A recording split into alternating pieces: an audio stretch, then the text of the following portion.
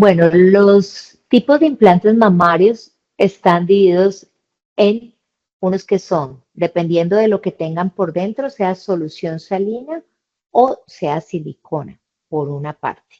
Por otra parte, pueden ser divididos en cuanto a la textura. Hay unos implantes que son lisos, otros nanotexturizados y otros texturizados.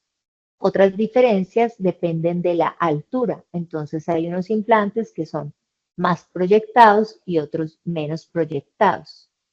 Y otros dependen de la forma que tenga el implante, si son anatómicos o no anatómicos. Bueno, cuando las personas le preguntan a uno, ¿qué implante necesito? Quiero, igual que el de mi amiga, uno les explica que realmente los implantes se eligen dependiendo de la talla que tenga cada persona o, digámoslo así, de unos patrones de medidas que tenemos todos. Cuando nosotros tenemos un implante, digamos, mamario, en general nosotros tomamos unas medidas, utilizamos siempre una cinta métrica y en pulgadas damos una distancia que está debajo de la parte mamaria y esa en pulgadas nos va a dar la talla que realmente el paciente tiene, la paciente. Esta talla nos va a decir el tórax cómo es de grande y alrededor también de la máxima proyección de las mamas también tomamos la talla en pulgadas. Cuando ya tenemos esta proporción podemos ver qué tan grande es el tórax, qué tan grande es la base de cada una de las mamas de la paciente para poder saber cuál es la base que vamos a elegir del implante que queremos. Adicionalmente, el paciente nos debe decir qué tanta proyección desea alcanzar. Es así como, digamos, una señorita delgada tipo Victoria's Secret puede tener una talla de 32 en su tórax y una copa C de implante.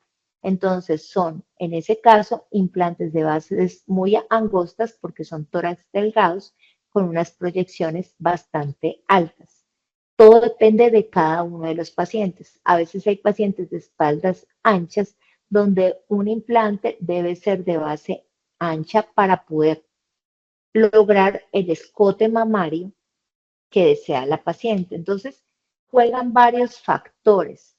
También, ¿dónde vamos a poner el implante? Generalmente en Colombia utilizamos el plano retromuscular o un plano dual. En países como Brasil utilizan más un implante retroglandular y unos volúmenes diferentes. Entonces, todo va a depender de lo que decimos siempre y lo que les explico a mis pacientes. Lo más importante es que me puedan comunicar qué es lo que realmente quieren lograr con el implante mamario, cuál es el volumen, la proyección. Generalmente para poder hacer que una mama sea bonita o que los implantes se vean bonitos, a veces en mis pacientes complemento en muchas ocasiones mis cirugías con cirugías de liposucción en la región lateral de las mamas para que la mama sea más redonda e incluso en la región de aquí del gordito preaxilar también lo bajamos para que el contorno de la mama sea más agradable. Y eso también favorece no solamente la elección del implante, sino la evolución de cómo va a quedar nuestra paciente con esos implantes. Bueno, el proceso de recuperación en general en una mamoplastia de aumento es el siguiente. Sale la paciente y usualmente nosotros utilizamos un brasier y una banda en la parte superior para que el implante no suba tanto, porque generalmente, como decíamos, es intramuscular, pues retromuscular. Entonces, esto hace que el implante permanezca en el bolsillo que diseñé en ese caso para la paciente y pues que no suba y esto le genera mayor bienestar al paciente estar con brasier y con la banda elástica. Generalmente la primera semana el paciente puede sentir que está inflamado, la segunda semana ya el paciente está muy bien. Yo les digo, son más o menos los primeros 3 días los más delicados, pues que de pronto pueden sentir incomodidad. A partir del cuarto día, en general, mis pacientes se encuentran muy bien después de una mamoplastia de aumento. Cuando ya son procesos de implante mamario, en pexias mamarias no dejamos banda elástica, la recuperación es diferente, muchas veces dejo dren, o sea, por donde va a salir de pronto si queda un poquitico de líquido, eh, es para sobre todo hacer que la mamá no se me controlar, digamos, que no haya demasiado edema en la mama y esto nos ayuda en la evolución del paciente. En esos casos el drenaje se puede retirar al tercero o quinto día. En general, el tercer día se retira este drenaje y va muy bien para los pacientes que tienen mastopexia con implante. La evolución más o menos de esas heridas es diferente porque seguimos curándolas cada semana y si son pacientes que vienen del extranjero, generalmente estamos retirando puntos a los 20 días en mastopexia con implantes. En mama aumento, generalmente a los 7 días yo puedo retirar unos puntos y ya el paciente con un take o algo que lo cubra va a quedar muy bien y va a evolucionar favorablemente. Importantísimo, siempre lo hablo con mis pacientes y me encanta esto porque es importante que el paciente sepa que el principal riesgo siempre, siempre va a ser un hematoma, es decir, un acúmulo de sangre que puede suceder en general más frecuentemente entre las 24 y 48 horas después de la cirugía de una mamoplastia de aumento o de reducción, porque puede quedar un vasito que está dando, ¿sí? Puede ser y es como la principal causa que uno tendría que tener en cuenta para esas 24 o 48 horas. En general, esto se presenta en menos del 1% de los pacientes. ¿Por qué? Porque durante la cirugía hacemos muy buena hemostasia, es decir, estamos pendientes de que ningún vasito nos quede dando nada de sangre para evitar que se acumule este hematoma. Este sería uno de los principales. El segundo sería la dehiscencia de pronto de un punto, que se abra un puntico, que demore de pronto en curar ese punto. Eso puede suceder si de repente el paciente hace alguna fuerza, pero en general es algo que lo podemos controlar muy bien y pues digamos que no pasa a mayores. Esos serían como los principales riesgos dentro de las primeras 24, 72 horas e incluso la semana. Hay otro riesgo que sería la infección, poco frecuente, porque normalmente los pacientes, si vienen a nuestro consultorio, hacen las curaciones con nosotros, siguen todas las recomendaciones, no tienen por qué infectarse. Este es otro riesgo. Otros, ya vamos a hablar de otros riesgos que no son inmediatos ni inmediatos de la cirugía, sino que van siendo más tardíos. Y es que hayan contracturas capsulares, que es que los implantes se van poniendo duritos y suben. Esto generalmente el primer signo es que el paciente empieza a presentar un poco de dolor en uno de los implantes. Eso generalmente aparece después del tercer mes. La idea es que siempre se comuniquen con nosotros para saber, poderlos monitorizar y hay algunos medicamentos que se pueden asociar para evitar este riesgo. El otro es la ruptura que puede ocurrir en cualquier momento. Generalmente todos los implantes eh, te cubren, digamos, una garantía si llegan a tener una ruptura por implante hasta los 10 años. Por eso nosotros recomendamos el cambio de los implantes a los 10 años de haberse operado. Muchas veces los implantes a los 10 años están perfectos, en buenas condiciones. Nunca es una urgencia cambiar un implante si el implante no está roto. Si está roto, podemos hacer una programación quirúrgica con tiempo sin correr, pero sí es evidentemente importante que hay que cambiar el implante. También se ha dicho acerca de del linfoma de células anaplásicas, de células gigantes, pero este está muy asociado cuando los pacientes han tenido, no solamente es por implantes mamarios, se ha encontrado que está asociado también este riesgo cuando los pacientes tienen otro tipo de implantes corporales, pero sobre todo se asocia cuando hay una inflamación crónica. Por eso también recomendamos que los implantes sean extraídos o cambiados al cumplir 10 años. Tal vez se me quedará algún otro. Ok, algo muy importante y es que en mamorreducción, uno de los principales riesgos es que la areola pueda necrosarse. ¿Eso qué es? Que la piel de la areola es bastante delicada y pueda, digamos, sentirse, perderse. Para eso nosotros tratamos de dejar drenaje para evitar que pues no haya acúmulo de líquido y tensión en la areola. Segundo, que las pacientes no sean fumadoras o idealmente hayan suspendido de 3 meses es lo ideal, 2 semanas es lo mínimo antes de operarse, que hagan cámara hiperbárica, que sus parejas no fumen o que no estén en un ambiente de exposición al tabaco. Y esto también nos va a garantizar que la perfusión de la areola esté muy bien. En el evento de cualquier tipo de complicación, lo más importante es la comunicación conmigo para poder direccionar al paciente sobre las conductas que se deben hacer conmigo y obviamente con el equipo de trabajo. Entonces, pues realmente lo importante es ser diligente una vez detectada cualquier tipo de complicación para poder dar solución al inconveniente que sea que se presente.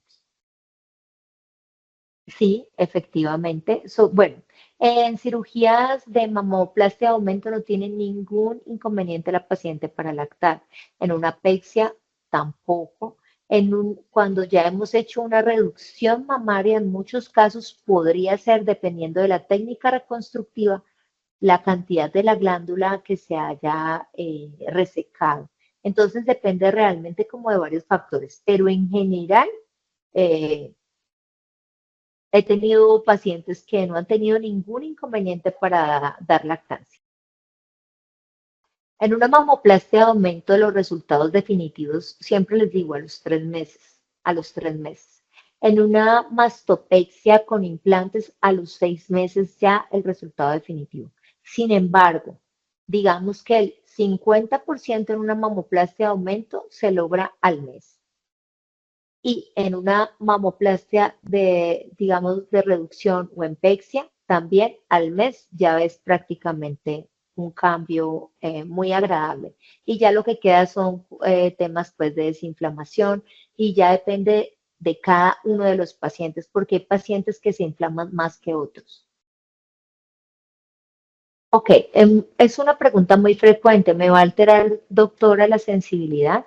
Depende cuántas cirugías previas hayas tenido, porque muchas veces nos llega una paciente que ya ha tenido no dos, sino tres o hasta cuatro cirugías.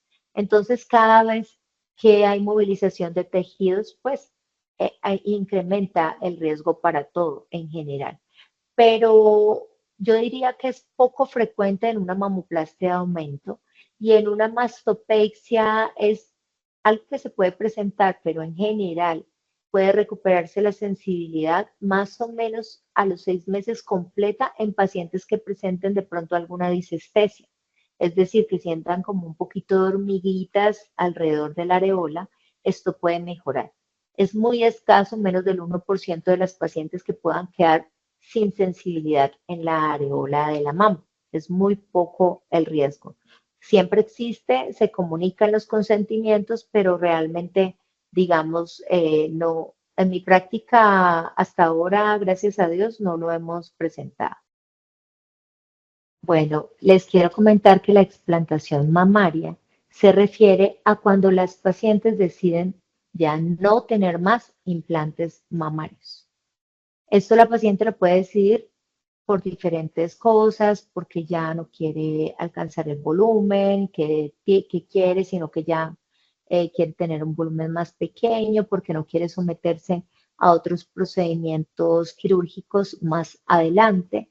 Entonces, la explantación mamaria es cuando ya definitivamente vamos a reconstruir la mama con tejido autólogo de la paciente sin utilizar implantes y eso puede ser con el mismo tejido de la paciente y también utilizamos muy comúnmente de su propia grasita y microinjerto graso. lo cual ayuda a que nuevamente la paciente pueda obtener un volumen mamario y que no queden completamente planas.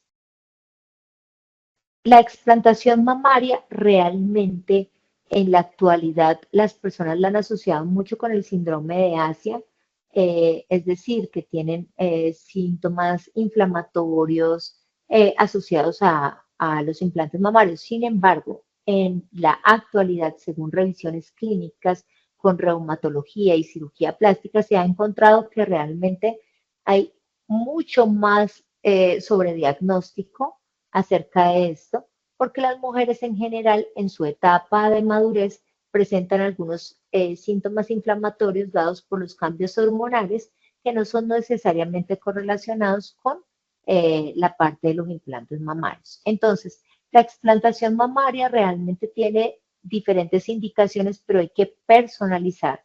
Hay que saber si el paciente realmente está seguro de retirar los implantes de sí, si les está causando realmente una incomodidad o que está generando algo orgánico en su metabolismo, en su organismo, por así decirlo, para tomar esa decisión. Es muy importante por eso una entrevista clara con su cirujano, donde el paciente realmente esté convencido cuando vaya a decidir ya a no más implantes mamarios. Y que sepan también que siempre hay una solución y es reconstruir con su tejido autólogo y con microinjerto graso. Les cuento que nos va súper bien. Todas las mujeres en general tenemos un depósito de grasa por ahí donde podemos utilizarlo para poder darle volumen a nuestras mamas y que el contorno en general quede muy armónico y las cicatrices queden bien localizadas para que las pacientes tengan una adecuada evolución y se sientan cómodas con sus nuevas mamas. En general, hay pacientes que manifiestan, obviamente, y les encanta cuando se han retirado sus senos, que se sienten más ligeras, que se sienten con menos peso. Algunas pueden manifestar que se sienten muchísimo mejor de la salud. Esto también se ha visto cuando los implantes llevan rotos mucho tiempo, pueden generar también este tipo de síntomas en los pacientes como de cansancio y todo, y cuando lo retiramos, limpiamos todo ese tejido, la paciente se siente muy bien. Se puede observar, pero también hay pacientes que definitivamente podemos explantarlas y que no generen ningún cambio y sigan nuevamente con las sensaciones que tenían. Por eso decimos que hay que estar muy enfocado porque muchas veces no hay una correlación directa dentro de los síntomas que tiene la paciente previo al retiro de los implantes y luego, o sea, antes teniendo los implantes y con la explantación mamaria. Bueno, en el proceso de recuperación es muy similar a una mastopexia, hay que cuidarse, la primera semana podemos dejar por 5 días aproximadamente DREN. Si hemos hecho lipo, pues realizar el drenaje linfático donde hemos hecho lipo, donde vamos a obtener el injerto graso. Y cámara hiperbárica me encanta para todos los procesos de recuperación de los tejidos. En general les va muy bien, la primera semana es la más incómoda y ya después el paciente puede restablecer sus funciones con ciertas restricciones que se las dejamos bien claras, como no ir a manejar, digamos, vehículo por un tiempo, determinados esfuerzos, pero la recuperación después de que el paciente permanezca con su brasier y con la recuperación y con las curaciones de forma adecuada, es una evolución muy satisfactoria.